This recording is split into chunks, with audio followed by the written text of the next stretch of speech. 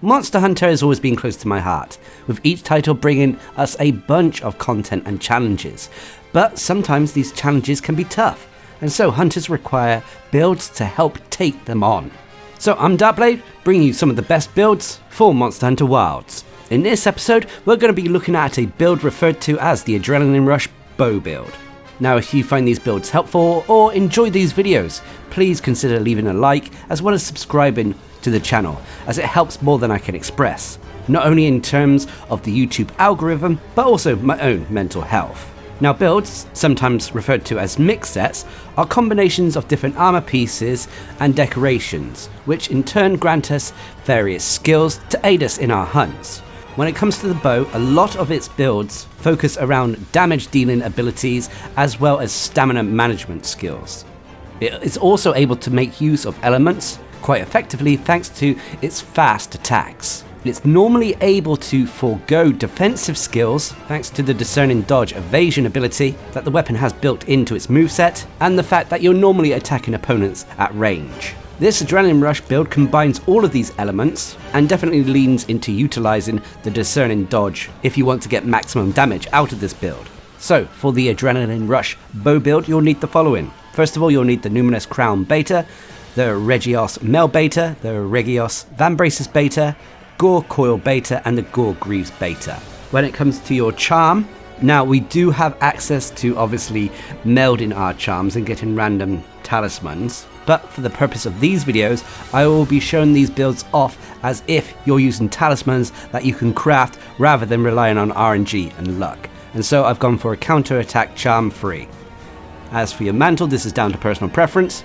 And when it comes to your weapons, this is an interchangeable elemental bow build, so I've gone for the Angel Bane, which is the Artian bow. Personally, I recommend making an Artian bow for each of the elements in the game, so you can switch between them depending on what monster you are going up against. Now, as for the decorations, I've gone with the following. First of all, on your weapon, you'll want to go for a critical jewel for 3 points in crit boost. I've then gone for a Blaze critical element jewel. This will max out fire attack and give us a point in crit element. Remember, if you're using a different elemental weapon, so not a fire weapon, you'd replace Blaze to match whatever new element you're using. So as you can see on the second weapon here, I've got a bolt decoration. And then finally I've gone for a spread decoration to give us a point in the power shot skill. As for the decorations on the armor, I've gone for a chain decoration for a point in the burst skill, refresh decorations to max out stamina surge, sane decorations to max out antivirus, challenger decorations to max out agitator, and physique decorations to max out constitution. You can drop some points in the physique and refresh decorations if you wanted to, especially if you're utilizing dash juice and the black belt canteen skill. So moving on to the next part where we talk about the active skills for this build. First of all, we'll have critical boost at level 3, which is a skill that increases the damage of our critical hits, but only applies to the raw portion of an attack, not the elemental portion. You'll then have fire attack at level 3, a skill that increases the fire rating and thus the fire damage of this build. Now remember, if you're using a different weapon that has a different element, you would replace fire attack to match whatever new element you're using, thanks to switching the decorations around. Next up, you'll have critical element at level 1, which works a little bit like crit boost, but applies to the elemental portions of an attack. So should you crit a monster, you'll deal increased elemental damage. And then you'll have power shots at level 1, which is a skill that increases the raw attack damage of power and quick shots for the bow. Most of our damage will be coming from our power shots, which is the reason why I've gone for a spread duel. Next up, you'll have Adrenaline Rush at level 5, the namesake of this build. Adrenaline Rush is a skill that will increase our attack after executing a perfectly timed evade. This is easy to achieve thanks to the discerning dodge mechanic that the bow has, as the maneuver triggers the Adrenaline Rush buff. It is a little bit risky to do, but discerning dodge is one of the more forgiving dodging mechanics in Monster Hunter Wilds, so it's one of the weapons that can really utilize the skill. Next up is Constitution at level 5, which is a skill that reduces the stamina cost of certain actions. In the case of the bow, pretty much everything it does. So basically this reduces the cost of dodging, firing your bow, so on and so forth. You'll then have Agitator at level 5, which is a skill, a buff that kicks in whenever a monster becomes enraged. When this happens, you'll gain increased raw attack and base affinity. You'll then have Stamina Surge at level 3, a skill that increases how quickly your stamina will recover when you're not using stamina consuming moves. This allows us to get our stamina back incredibly quickly. And Stamina Surge and Constitution at level 5 means that we can reduce the need to take Dash Juice on hunts with us. You'll then have Antivirus at level 3, a skill that once infected with the Frenzy Virus, it's easier to overcome that said virus. You'll also gain increased affinity upon curing yourself from the Frenzy Virus as well. The Frenzy Virus is linked to the Gormagala set bonus we have with this build, which we'll talk about in a moment. You'll then have Evade Window at level 2, a byproduct of the armor, which increases the invulnerability period for evading attacks. We don't have to worry about this too much as we have the Discerning Dodge, but it's nice to have nonetheless. You'll then have Burst at level 3, which is a skill that whenever we're continuously attacking a monster, we'll gain increased raw attack and elemental attack. And as the bow can attack quite fast, it can really make use of this skill. It would have been nice to get this higher in all honesty.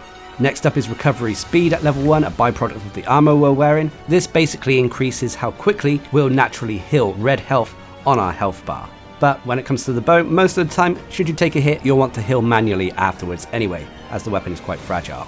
And then finally you'll have Flinch Free at level 1, another byproduct, but it prevents knockbacks and other reactions to small damage, including knockbacks from our allies. As for the set bonuses, you'll have 2 of them. First of all, you'll have the Black Eclipse, which is the Gormagala's Tyranny set bonus. Black Eclipse infects you with the Frenzy Virus when you fight against a large monster. Now the Frenzy Virus works a little bit differently in Monster Hunter Wilds. It has 2 phases. First of all, you can tell when you're infected by the Frenzy Virus, as a little small purple bar will start to fill up above your health bar. Should this fill up all the way, you will be fully infected by the Frenzy Virus. A little red debuff icon will indicate this, to which natural healing will be halted, so your heals over time for red health won't occur, and on top of that you'll take double damage from monsters. Now you can stop this bar from filling up by taking null berries, or alternatively you can fight it off. Dealing enough damage to a large monster will cause you to fight off the Frenzy Virus, overcoming it and gaining another buff, which is bonus base affinity. This is enhanced even further and made easier thanks to the antivirus skill found on this build. The other set bonus is Razor's Edge 1, Seregios' Tenacity, which is the Seregios set bonus. This basically extends the duration of the Adrenaline Rush buff if it's triggered whilst the skill is already activated. So it allows us to keep the Adrenaline Rush going for longer periods of time. You also have the Scale Layering set bonus giving you the Adrenaline bonus, which temporarily reduces stamina depletion when your health is at 40% or lower. This is a byproduct, it's not something that I've really aimed to get, as you don't really want to be running around with 40% health. So there we have it, that is the Adrenaline Rush bow build. A fun build to use so long as you're able to utilize the Discerning Dodge effectively. But every build out there comes with various pros and cons. No build is perfect regardless of what weapon you're using. When it comes to this Adrenaline Rush bow build, the biggest pro is its damage output. Thanks to having skills such as Adrenaline Rush, Agitator and the Gormagala set bonus, you're able to dish out quite a bit of damage, whilst at the same time being able to switch in any element you want to counter whatever monster you're going up against. The next pro for the Adrenaline Rush bow build is it has decent stamina management. Thanks to having maxed out Constitution and Stamina Surge, you don't normally have to pack Dash Juice when you're going on a hunt with this build. And finally, the pros for this build is it makes you better when it comes to utilizing the Discerning Dodge. This is a build that trains you to use it more effectively, as without it you're going to be losing out on that damage buff from Adrenaline Rush. There is also an aspect to the Discerning Dodge, as it will restore your stamina as well as your trick arrow gauge, increasing your DPS overall, allowing you to attack more often, as well as allow you to use coatings more often. That being said, there are cons to this build. One of the biggest cons is unfortunately dealing with the Frenzy Virus. Some people dislike that, and if you're not dealing enough damage or watching that little purple bar, you can debuff yourself and end up taking double damage. The other con for this build is, unfortunately, the Discerning Dodge again, which if you're not good with your timing with that ability, or sometimes when you're playing in multiplayer hunts and the monsters aren't attacking you, you can miss out on that damage increase by not being able to trigger the Adrenaline Rush skill. But that being said, this build has been fun to use. I love the Discerning Dodge, it makes you better at utilizing it and getting used to it. And this build can be used against pretty much any monster thanks to switching the bow to match whatever element the monster you're fighting is weak to. You can of course make this build better if you get a better talisman that I'm using here, as well as mix up the decorations to something that suits your own personal playstyle. But that's what the aim of these builds are. They're templates to give you ideas in how to play the various weapons in the game and to what may suit your playstyle. But what are your thoughts? Please leave a comment down below, and until next time, I've been Darcblade, bringing you a video showcasing the Adrenaline Rush bow build. Hope you enjoyed it, thanks for watching, subscribe and like for more.